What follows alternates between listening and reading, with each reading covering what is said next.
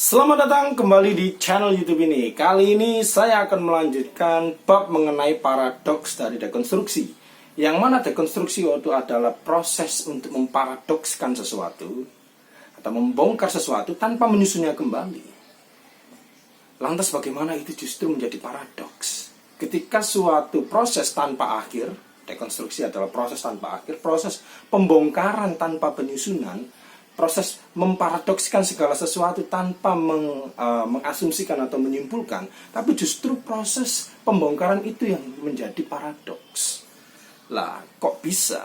Saya akan menjelaskan dengan cara yang sederhana dan semoga bisa memberikan perspektif ya, atau suatu pandangan yang baru.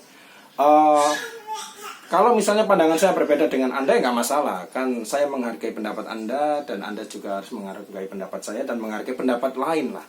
Karena kebebasan berpendapat itu adalah hak atau ruang privat, atau hal yang paling substansial yang tidak bisa diintervensi. Ketidaksetujuan atau ketidaksepakatan itu hanya menjelaskan bahwa kita memiliki referensi yang berbeda, kita memiliki pola pikir yang berbeda. Oke.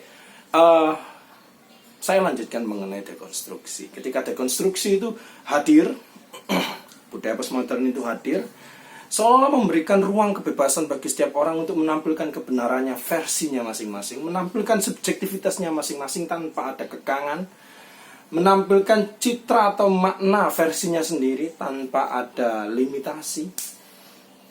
Itu nampak sangat membela manusia, nampak sangat membela peri-peri, nampak sangat membela the other, nampak sangat membela kelompok-kelompok yang biasanya didiskriminasi atau dirasis, nampak membela bahwa orang difabel itu sama kayak kita pada umumnya, orang kulit hitam itu sama kayak kita pada umumnya, orang Asia itu sama kayak orang Barat pada umumnya, dan lain sebagainya. Nampak seolah-olah itu membuat kita menjadi lebih etis dengan menghargai yang lain, dengan menghargai yang berbeda, dengan menghargai orang-orang yang kita anggap lebih rendah dari kita sebelumnya. Itu adalah esensi utama dari Derrida, dan memang itu tujuan utama dari Derrida.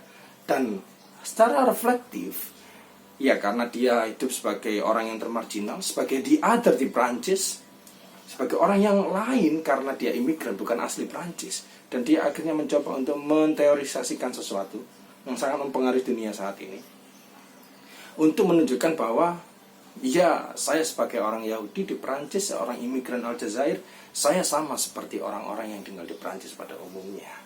Itu inti dari filsafat etika, membuat kita lebih etis, menghargai yang lain, menghargai yang berbeda. Intinya seperti itu. Hubungan kita dengan yang lain itu horizontal, bukan vertikal. Tidak ada yang kastanya lebih tinggi atau levelnya lebih tinggi, atau yang merasa lebih benar.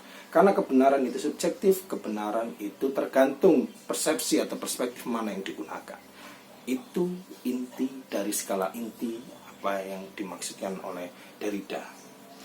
Paradoksnya gimana? Ketika tadi saya mengatakan bahwa dekonstruksi adalah suatu proses tanpa akhir, suatu proses pembongkaran tanpa penyusunan, tanpa menyimpulkan, lantas apakah itu bisa menyentuh realitas? Artinya apakah itu benar-benar nyata adanya? Ternyata itu hanya bermain pada persepsi, level persepsi, bukan pada level realitas. Kenapa? Karena pada dasarnya manusia itu adalah makhluk yang, atau saya menganalogikan atau memetaforakan manusia itu seperti burung. Burung bisa terbang, sebebas-bebasnya terbang. Tapi apakah burung bisa terbang tanpa hinggap di jendela? Kan nggak mungkin. Burung, sejauh-jauh burung terbang, setinggi-tinggi burung terbang, sebebas-bebas burung terbang, dia membutuhkan suatu pohon atau suatu ranting atau suatu jendelanya nenek mungkin untuk hinggap. Lah, ketika hinggap itu artinya manusia itu pasti memiliki jeda untuk menarik suatu kesimpulan. Bahkan ketika orang berpikir saya tidak mengambil suatu kebenaran, cara dia tidak mengambil suatu kebenaran itu adalah cara dia mengambil kebenaran. Saya tidak memilih A, saya tidak memilih B, saya netral. Ketika Anda netral, itu adalah suatu kebenaran atau keputusan Anda untuk berpikir bahwa yang benar adalah yang netral. Ketika Anda tidak memutuskan sesuatu, ketidakmampuan Anda untuk memutuskan sesuatu itu adalah kesimpulannya. Artinya, kita tidak bisa lepas dari suatu kesimpulan. Kita tidak bisa tidak berhenti pada suatu kesimpulan, meskipun kita berfokus pada suatu proses. Itu adalah poin utama. Dan lantas mengapa itu paradoks? Yang pertama, tadi yang baru saja saya sebutkan, itu hanya bermain pada level konseptual, dan realitasnya kita selalu hinggap pada suatu kesimpulan. Dan kita secara tidak langsung selalu tidak mampu untuk mendekonstruksi sesuatu secara konstan. Kita pasti akan jatuh pada suatu anti dekonstruksi itu. Contoh yang kedua, masalah yang kedua, paradoks yang kedua. Ada relevansinya dengan apa yang saya katakan tadi. Ketika kita itu mencoba untuk mendekonstruksi, kita mencoba untuk berpikir pada satu kebenaran, lantas bagaimana jika itu bersentuhan dengan kasus-kasus yang bersifat atau bersentuhan dengan nurani? Misalnya, kasus pelecehan seksual. Bagaimana Anda melihat berita di lini masa apapun, ada orang yang mengaku kiai atau mengaku agamawan mencabuli banyak santriwati, menghamili, menyuruhnya menjadi kuli, menyuruhnya mengemis, dan lain sebagainya.